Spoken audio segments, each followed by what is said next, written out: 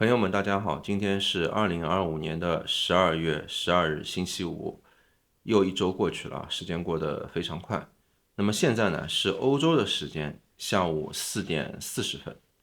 在30年以前，巴菲特先生呢，他在一次伯克希尔的年会上有记者就问他，那说你如果用这个小资金，你能够获得每年多少的回报？那么巴菲特先生呢，当时他说，如果是100万美元这样的一个金额要知道这个是30年以前，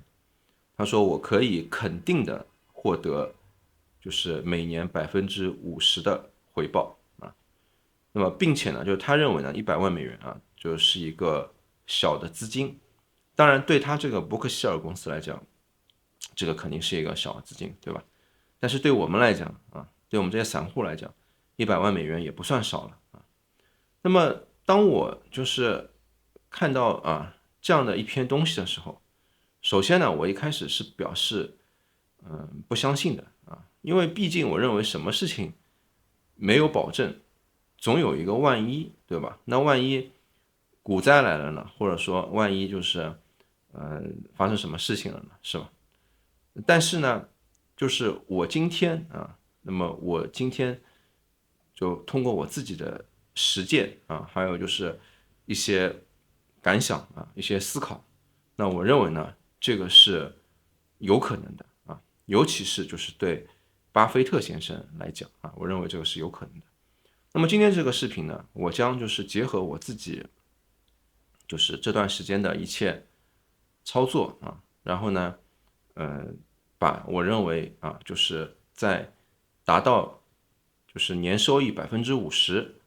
最重要的一个关键就是资金管理这个东西呢，我想分享一些心得给大家首先呢，我还是老样子，先把这一周我的收益就给大家报告一下。我这一周呢，我的这个收益呢达到了10%然后呢，其实我这个账户呢是在11月18日开设的，对吧？那么今天呢是11月12日其实过了3个星期，那么我这一整个月的这个收益率呢，现在是达到36%其实我在今年还有去年这连续2年呢，我的这个收益率呢是远超过50%的但是呢，就我一直认为呢是不是有运气在里面就比如说我买到一些股票，对吧？我认为它会涨那结果它也确实涨了。我认为是不是除了我的分析，还有很多的是一种运气在里面。所以呢，我觉得它也不能作为一个就是我去录制这些视频的依据那么我呢就重新开设一个账号以这个2000美元开始。那么希望就是我说的这些东西呢，最后都是建立在实际的操作上，对吧？就大家就能看得到就不是说拿一些过去的成绩来讲，对吧？那么现在呢，就是经过1个月呢，就这个成绩呢，现在达到36%我觉得我还是挺满意的因为毕竟就是这是在一个2025年的最后1个月本来这个月呢，我应该已经是休息了就我也不想再去操作什么东西，就是为了做这个视频的内容所以呢，我就这么操作那么说一下这个现在我的金额我现在里面的金额呢，一共是7000美元那么很多网友很觉得奇怪，对吧？就你这个不是2000美元吗？然后你上次最后发的你赚到的变成是接近3000美元，是2900美元嘛？怎么现在变7000美元了，对吧？那么这个呢，就是我要所说的就是很重要的一点，就是资金管理就是我认为赚钱是就是选股票，然后选择股票赚到钱，然后再把它卖掉，这件事情本身来讲呢，我觉得不是特别难的，对吧？就像比如说巴菲特先生他们有价值投资或者说其他的一些每个人都有自己选择股票的一些观点。并且呢，我也相信就每个人呢都有买到股票赚到钱这样的一个时刻的。那么最主要的是什么呢？最主要的我认为就是资金管理就是你面临那个你的股票下跌了，对吧？或者说市场的行情不好了，或者说就是突然你面对了股灾就突然像什么那个新冠疫情或者说你碰到了这种什么经济危机这种股灾，这种股灾有可能就瞬间它就会把这个指数大盘就下跌30%。那对于个股来讲，有的股它有可能一下跌就下跌40%、50%、60%，70%，对吧？这个在那个巴菲特先生他自己也说过，他说伯克希尔在不好的就是年代就是股票下跌的年代，也是最高就是下跌过50%的，对吧？就30%到50%这种常态那么我想呢，就是在这种时刻呢，往往就是投资人就最艰难的时刻。那么我一直在想，就怎么样才可以规避这种风险，是吧？所以呢，我觉得很重要的一点就是你的资金管理要怎么来操作那么我的资金管理是怎么操作的呢？就比如说我举个例子，比如说我一共有2万美元我来进行投资，对吧？那么这个2万美元呢，它就像一门生意一样就比如说你开个店，你开个饭店，开个餐厅，那你投资比如说2万美元。那么你这个餐厅，你不可能说我随时把这个钱，就今天有什么事情了，我把这个餐厅不要了，把这个钱给拿出来去挪到别的地方去用了，对吗？这个是不可以的。所以说，就是你在投资的一开始，你打算用多少钱投资？比如说这个2万美元，那么你就规定这个2万美元它只是用于来投资的就是你不要把它当做一个股票什么随意提取随意就是支配这样的一种方式。你要把它就认为你今天拿这个钱是做一门生意，然后你今天这门生意就是比如说开饭店就是我把它举个例子。那么第二呢，就是很多人就会说，对吧？说我们做生意，就是我们这个投资呢，我们先要拿10%的本金来进行市场里面去投资，然后呢就是赚到钱了以后怎么样怎么样它有一个这样的一个分配，对吧？就现实当中大家是很难这么操作的因为就是人都会被利润或者说就是怎么说贪婪，对吧？人都想赚更多的钱都想最好把这种钱自己能够用到的本金就一下子投到股市里面，因为股市它涨起来的时候，它真的你能赚到很多钱那么贪婪人就会越来越贪婪，想赚更多的钱，就会把所有的钱就会忘记风险然后把所有的钱呢就投入进去，结果呢就是我前面说到的，股票下跌了，或者说就遇到股灾了，尤其是遇到股灾，因为我认为股灾其实没有人能够防范因为股灾比如说突然之间打仗了，或者说突然之间有一些特殊的情况，像灾情来了，你是没有办法逃过的，不管你是谁你再聪明的人，因为这就像一种上天给你的一种命运上的安排，你是逃不掉的。那这个时候呢，就是取决于就是你有没有后面的钱，就本金来继续在这个市场里面去抄底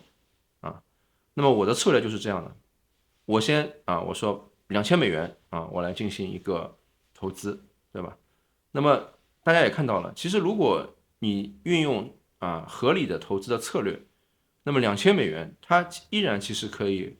产生回报的，而且这个回报是不少的就像我现在比如说一共是获得了36%的回报。那么在上几个视频，大家如果看的话都知道，我已经会获得了20%多的回报，对吧？那么其实你的资金本身你用少量的资金你是获得回报，然后你再通过复利你就进行增长。本金不在于一共是多少在于就是你不停的获得复利的增长但是呢，要防范的就是股灾，对吧？那么当我的比如说我这只股票之前我买的一个是 XYZ 啊，那么这个股票我现在还是持仓的，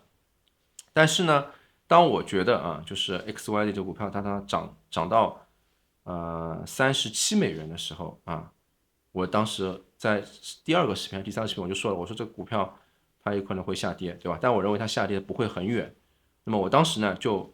抛售掉一些啊，因为我把这个就是拥有更多的现金，是吧？然后呢，我又新增加了3500美元啊，就是放进去。然后呢，3500美元呢，当然我是发现了另外的机会，对吧？我不是说我还是就等待这个股票下跌我再去买它啊，这个千万不要这样操作。就是我认为你在投资一个股票的时候啊，你觉得这个股票有风险了，比如说我认为这个 XYZ 它有风险了，那么我会去在我赚到钱高位的时候，我会去减去一些仓位，对吧？然后我等待它下跌，但是我并不会说它下跌了以后我再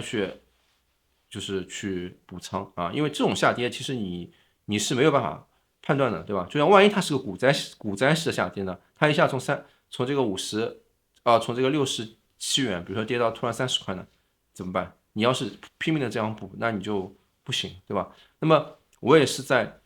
之前我在第三个视频里面说过，我说就比如有人问我，他说，哎，你觉得什么样的股票现在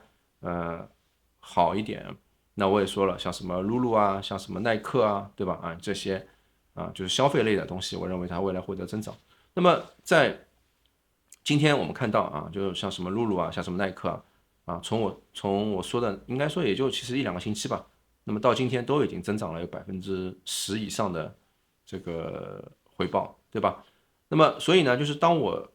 重新就是进入一笔资金以后呢，那么我还是看重的是其他的一些投资的股票并不是说在原有的那只，这个我觉得很重要有很多人就是他会觉得我要去买进去，去摊平去摊平。当然了，就是说选择更多的股票也不是件好事情，就是很多人他买很多只股票，对吧？那我觉得也没有必要就是你一般你能够看得过来的，那么也就3只吧，我认为到4只是最多了就千万不要超过，我觉得3只以上，或者说很多什么5个6个，你看都看不过来，对吧？那么就是这些股票呢，就是它在这一周呢，它又为我获得了收益，是吧？那么总的来讲呢，就是我的收益就变成了36%那么一年就是如果你找到了几次机会，其实这一年总是有几次机会的我不能多说，可能最少2次是有的，对吧？我认为是有的。那么你差不多你的回报、你的收益就已经超过了50%那遇到好的话就这翻倍什么，那你就几百的收益。那如果你年年按照这样的一个复利的形式，那么你的这个小雪球也能够滚成一个大雪球，对吧？这个就是复利的魔力也就是那个查理芒格先生说的，对吧？那么还有一点呢，就是比如说我现在我从2000美元开始，然后我又打进去3500美元，那么后面如果万一遇到股灾了，对吧？就假设我们现在是2万美元的一个总的一个资本，对吧？那我从2000美元开始的，那么到那个现在是3500美元又进去，那如果万一遇到股灾了就我们要判断它什么时候有这个股灾，就不是说它每下跌10%，每下跌什么我就开始打一笔钱进去，这不是这样操作的就是你要认定就是真的到一个有股灾的一个时刻了，比如说像那个疫情这种情况或者说像那个老川去年这样的一个情况，对吧？今年年初这样的一个情况我之前也发了很多视频，就我怎么判断这个什么时候要进去，是吧？那这个时候就你再把剩下的资金就是你要去那个抄底当然，其实我认为对这个股灾的判断，没有人能够知道，就到底它会跌到什么样的一个程度的所以永远不要把所有的资金去买去买。就你在这个股票账户里面的钱，你永远可以去买仓，这个没有关系，或者说你高兴买仓就买仓，你不高兴买仓就不买仓。但是现实生活当中，你必须要有其他的一些资本啊，然后呢，就是并且呢，这个利用率你不能超过50%。就是说，比如说在今年最危难的时候，或者说当那个像股灾来临很可怕的时候，你最多你也只能动用50%的资金啊，就你还是要有50%的资金。比如说你有2万块钱来开这个饭店，来开这个餐厅，那么你最多在股灾的时候你也只能动用到1万块钱，还要就是你要留1万块钱，你要把它留在身边啊，因为你没办法去判断这个股灾到底会持续多久，对吧？但是呢，就一旦你盈利了，这个就没有关系，因为你盈利了以后，你是可以靠这个复利啊就滚起来的。那么，比如说我现在里面啊，我现在是比如说已经是到7000了，对吧？我相信它滚到几万美元也是很快的，就只要是正常的，因为股灾没有那么多啊。我身边我也有这种就炒股炒得非常好的朋友啊，就也是年纪也不大的，很年轻，有的都炒到就是上亿啊，有的都炒到就是几千万。大家别的都不怕，怕的就是股灾啊，因为有的人就炒的一生都炒得很好，然后呢，他就觉得自己很厉害了，但他就是一到这种，呃，他判断行情准的时候，他们都要杠杆啊什么就全部都上去啊，然后翻几倍的这样，然后一遇到股灾啊，然后就又判断不了，因为有的他一遇到股灾以后，他不是说止损了跑了，他要去补仓，然后呢还要借钱，就开始就把自己的钱用完了，还要再去借钱去补仓。啊，然后这样一次的话，那就不行了啊。我发现很多人啊，就是会在这上面摔倒。所以呢，我觉得啊，就是对风险的控制，就对资金的控制，对吧？像那个巴菲特先生他也说了，他说就是说我们要保住本金啊，就拒绝亏损啊，这个是最重要的，对吧？其他的我觉得其实都不是那么难啊。当然，我以后的视频里面也会慢慢再讲一些选股啊，或者说怎么样判断一些东西啊，这个我觉得我都会讲。但我认为最重要的，我今天讲了，就是控制风险啊，就是资金管理，尤其是我过去比如说炒这种期货 CFD 啊，这种资金管理是很重要的啊，因为你不小心啊，你就会很快的会爆仓啊，你就会输的一无所有啊。好吧，那今天呢就先讲到这里啊，大家有什么问题大家也可以讨论，谢谢大家。